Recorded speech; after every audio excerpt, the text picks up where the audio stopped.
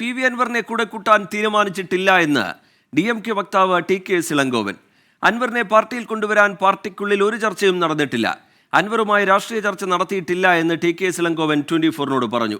മുഹമ്മദ് റഹീസ് ചേരുന്നുണ്ട് വിവരങ്ങളുമായി ചെന്നൈയിൽ നിന്ന്. മുഹമ്മദ് റഹീസ്, അൻവർ ഉണ്ടാക്കാൻ പോകുന്ന കൂട്ടായ്മ അത് DMK മുന്നണിയുമായി, തമിഴ്നാട്ടിലെ DMKയുമായി സഹകരിക്കാൻ പോകുന്നു എന്ന തരത്തിലുള്ള അഭ്യൂഹങ്ങൾ അത് ശക്തമാക്കുന്ന തരത്തിൽ ഇന്നലെ നടന്ന മുതിർന്ന നേതാക്കളുമായി അൻവറിൻ്റെ കൂടിക്കാഴ്ച. ഇപ്പോൾ DMK നേതൃത്വം തന്നെ അതുമായി ബന്ധപ്പെട്ടൊരു വിശദീകരണം നൽകുന്നു. അങ്ങനെ യാതൊരു തരത്തിലുള്ള ചർച്ചയും ഇതുവരെ പാർട്ടി തലത്തിലുണ്ടായിട്ടില്ല എന്ന് വിശദീകരിക്കുന്നു വക്താവ്.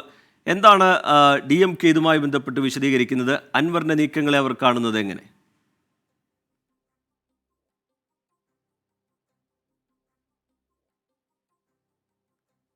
ഇതിൽ ഏറ്റവും പ്രധാനം, ഇന്ന് നടക്കുന്ന സമ്മേളനത്തിൽ ഏറ്റവും പ്രധാനപ്പെട്ട ചില മുഖങ്ങളെ ആ വേദിയിൽ എത്തിക്കുക, ചിലരുടെ വാക്കുകൾ ആ സമ്മേളനത്തിൽ കേൾപ്പിക്കുക എന്നുള്ളത് PV അൻവറിനെ സംബന്ധിച്ചിടത്തോളം ഏറ്റവും പ്രധാനപ്പെട്ടതായിരുന്നു.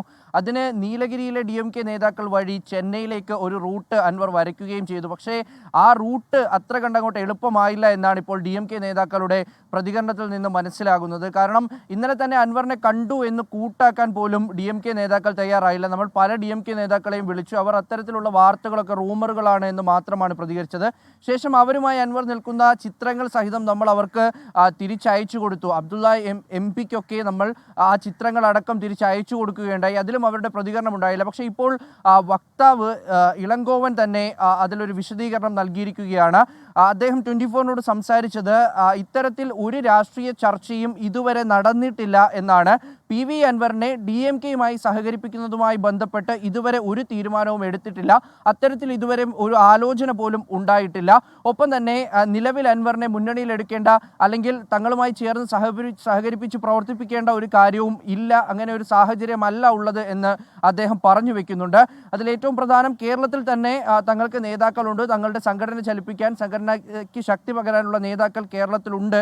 അതുകൊണ്ട് ഇത്തരത്തിലുള്ള ചർച്ചകൾക്കൊന്നും ഇപ്പോൾ ഒരു അടിസ്ഥാനവുമില്ല. പാർട്ടിയിൽ ഇത് സംബന്ധിച്ച് ഒരു ചർച്ചയും ഉയർന്നിട്ടില്ല എന്നുള്ളതും ഒരു തീരുമാനവും ഉണ്ടായിട്ടില്ല എന്നുള്ളതും പറഞ്ഞു വെക്കുന്നു. ഇന്ന് PV അൻവർ നടത്തുന്ന സമ്മേളനത്തിൽ അദ്ദേഹത്തിൻ്റെ DMK എന്നുള്ള ഒരു മൂവ്മെൻറ്റിനെ, ഒരു കൂട്ടായ്മയെ അദ്ദേഹം മുന്നോട്ട് വെക്കുന്നുണ്ട്. അതിന് നേരത്തെ തന്നെ അദ്ദേഹം പ്രഖ്യാപിച്ചു. അതിൻ്റെ നയങ്ങളും ആശയങ്ങളും പ്രവർത്തന രീതികളും ഒക്കെ ഇന്ന് സമ്മേളനത്തിൽ പറയും. പക്ഷേ ആ DMKക്ക് സ്റ്റാലിൻ്റെ നേതൃത്വത്തിലുള്ള DMK, ദ്രാവിഡ മുന്നേറ്റ കഴകവുമായി നിലവിൽ ഒരു ബന്ധവുമില്ല എന്ന് ഉറപ്പിച്ച് തന്നെ പറയാൻ പറ്റും.